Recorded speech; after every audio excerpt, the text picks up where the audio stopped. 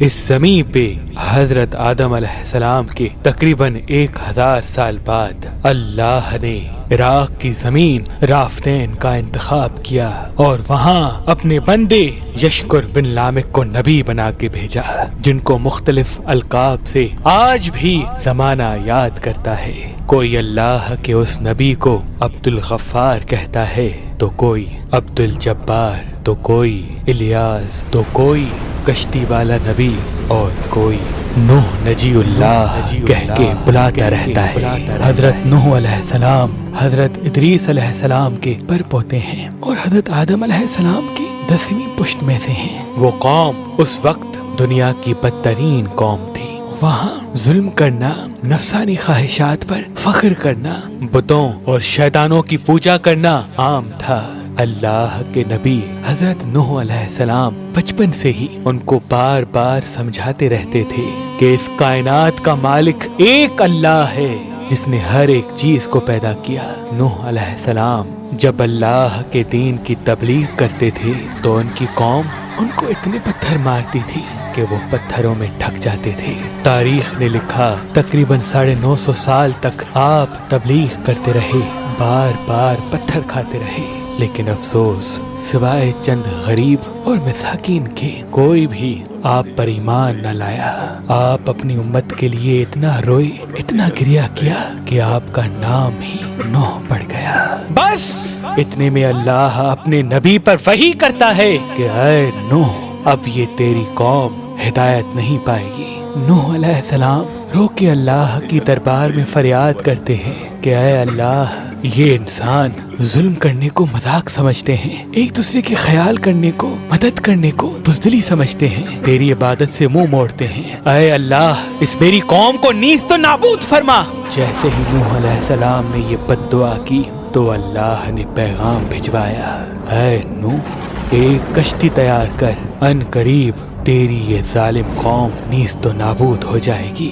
بس اللہ وحی کے ذریعے اپنے نبی کو بتاتے گئے اور اللہ کے نبی نوح علیہ السلام وہ کشتی بناتے گئے۔ جیسے کہ نوح علیہ السلام ایک پہاڑ پہ رہتے تھے تو نہ وہاں سمندر تھا، نہ دریا، نہ درخت تھے۔ بالآخر اللہ کے نبی نوح نے درخت اگائے اور اس کی لکڑی سے کشتی کو بنانا شروع کیا۔ آپ لکڑی سے بڑے بڑے تختے بناتے، پھر لوہا لاتے، اس سے کیل بناتے، تختوں کو جوڑ کر اس میں کیل ٹھوکتے گئے۔ تاریخ نے لکھا تقریباً 100 سال تک آپ وہ کشتی بناتے رہے اور آپ کی قوم روز آپ کے پاس آتی اور آپ کی توہین کرتی، آپ کو پاگل کہتی کہ نہ تو یہاں دریا ہے نہ سمندر، پھر بھی یہ پاگل کشتی بنا رہا ہے۔ اللہ کے نبی نوح علیہ السلام آسمان کو دیکھ کے صبر کرتے اور اللہ کے حکم کو تسلیم کرتے۔ اس کشتی کا طول 300 گز، اونچائی 30 گز اور عرض 50 گز تھا۔ ایک روایت کے مطابق اس کا طول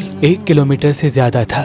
یہ کشتی عام کشتیوں کی طرح نہیں، بلکہ جس طرح سے اس کشتی کو نیچے سے بند کیا گیا تھا ویسے ہی اوپر سے بھی بند کیا گیا تھا تاکہ بارش کا پانی بھی کشتی میں داخل نہ ہو سکے۔ اس کشتی میں الگ الگ 3 درجے بنائے گئے تھے۔ نچلا درجہ جانوروں کے لیے تھا، بیچ والا طبقہ انسانوں کے لیے اور اوپر والا حصہ پرندوں کے لیے۔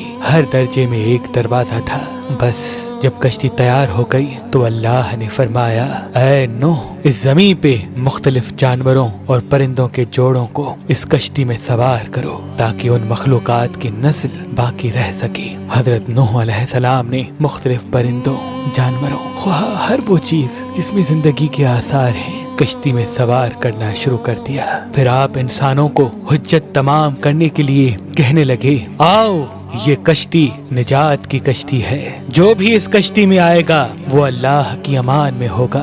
وہ پوری قوم ہنستی رہی۔ تاریخ نے لکھا آپ کے ساتھ تھوڑے سے ہی لوگ تھے جن کی تعداد بعض کتابوں میں 80 بتائی گئی ہے، جن میں آپ کے 3 فرزند حام، سام، یافز اور ان کی بیویاں بھی موجود تھیں۔ اللہ نے اپنے نبی نوح سے کہا کہ ان قریب تندور سے پانی ابلے گا اور پوری قوم کو ڈبا دے گا۔ اس بات کو سن کے قوم نوح ہنس ہی رہی تھی کہ اتنی دیر میں تندور سے پانی ابلنے لگا۔ لوگ اس پانی کو دیکھنے کے لیے دور دور سے آتے، ہنستے، لیکن کچھ ہی دیر میں ان کی ہنسی خاموش ہونے لگی۔ کیونکہ وہ پانی اتنا بڑھتا گیا کہ ان کے تمام گھر ڈوب گئے اور اوپر سے بارش بھی برس رہی تھی۔ وہ کافر یہ سمجھ رہے تھے کہ یہ طوفان کچھ دیر کا ہے، تو یوں وہ اونچے اونچے پہاڑ کی طرف جانے لگے۔ ان کافروں میں اللہ کے نبی نوح علیہ السلام کے بیٹے کنعان بھی شامل تھے۔ جیسے ہی نوح علیہ السلام نے اپنے بیٹے کو دیکھا کہ وہ کافروں کے ساتھ پہاڑ پہ چڑھ رہے ہیں، آپ نے دور سے آواز دی، اے کنعان، اس نجات کی کشتی میں آ جا۔ تو کنعان اور اس کی ماں بولی، ہم تھوڑی ہی دیر میں پہاڑ کی چوٹی پہ پہنچ جائیں گے اور پانی وہاں تک تھوڑی آئے گا۔ بس وہ پانی اتنا بڑھتا گیا کہ کہیں بھی نہ کوئی پہاڑ نظر آ رہا تھا، نہ کوئی درخت نظر آ رہا تھا، بس وہی بچے جو اللہ کے نبی نوح علیہ السلام کی کشتی میں سوار تھے۔ اس وقت پانی زمین سے 10,000 گز بلند تھا۔ مسلسل پانی بڑھتا رہا، چڑھتا رہا۔ 40 دن بعد پانی کا بڑھنا ختم ہو گیا، بارش بھی رک گئی، لیکن چاروں طرف صرف پانی ہی پانی تھا۔ تقریباً 5 ماہ تک کشتی پانی میں ہی طواف کرتی رہی، کسی جگہ پہ نہ ٹھہری۔ بالآخر دریائے دجلہ کی مشرقی سمت میں ایک پہاڑی جس کو کوہ ارارات کہتے ہیں، اس کی ایک چوٹی کا نام جودی ہے۔ اس چوٹی کی اونچائی تقریباً 13,000 فٹ ساحل سمندر ہے۔ کشتی نوح اس چوٹی کو لگ کے ٹھہر گئی۔ یہ تاریخ 10 محرم اور جمعے کا دن تھا۔ بس اللہ کے نبی نوح علیہ السلام نے کبوتر کو بھیجا کہ دیکھ زمین پر پانی خشک ہو رہا ہے یا نہیں۔ کبوتر گیا اور زیتون کی ٹہنی اٹھا لایا۔ اللہ کے نبی نوح علیہ السلام نے اللہ کا شکر کیا اور یوں رفتہ رفتہ پانی کم ہوتا گیا۔ آپ اور آپ کی جماعت تقریباً 5 ماہ تک جودی پہاڑ پر ٹھہرے۔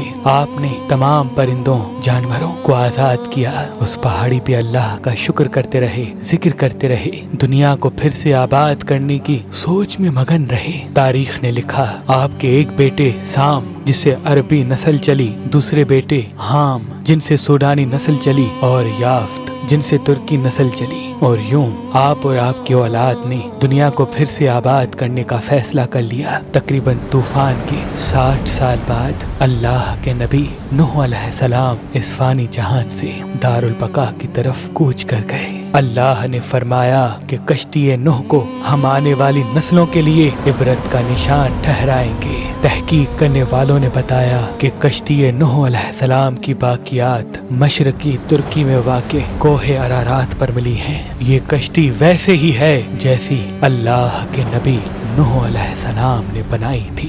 سلام ہو انسان کی نسل کو پھر سے زندگی دینے والے اللہ کے نبی نوح نجی اللہ علیہ السلام پر۔